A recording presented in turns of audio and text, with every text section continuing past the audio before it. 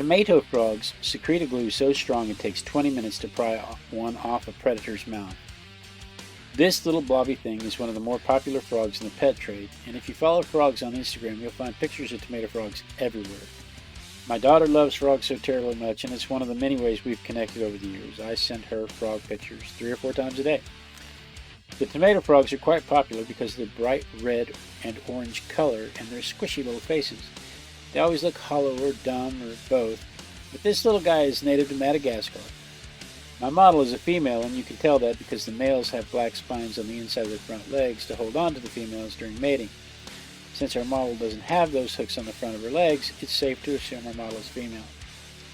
The females are almost twice the size of the males. The females are 2.5 to 3 inches, and the males are only about an inch or so.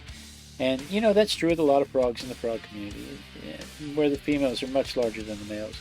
The general thinking is that they can produce more eggs, but it's just as likely that they have a culture of liking them big and thick and juicy. Any stab at genetic pressure is just an absolute guess until they can isolate any subspecies that might exist, but it's all conjecture. They may just really be into Sir Mix-a-Lot. They do not eat tomatoes, they eat insects, and they do it in a unique way. Their back legs are very strong and made for digging, and they dig backwards. They sit in the soft ground and they dig backwards and burrow their butts into the ground so only their heads are exposed so that they can ambush hunt. Because being bright red on the forest floor is probably pretty obvious, but they burrow the back ends underground and then they wait for something to wander by and pounce to get it.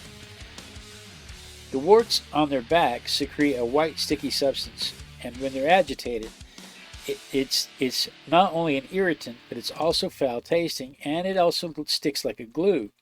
Predators find these frogs stuck to them when they try to bite them. The frog will stick to them and then secrete the foul-tasting glue and stick to the predator's mouth. That takes the predator some 20 minutes to unstick, and the poor predator then has a horrible taste in his mouth and can't escape it, and learns a valuable lesson that you don't eat bright orange things. Most predators learn that at some point in their life, that bright orange things are foul.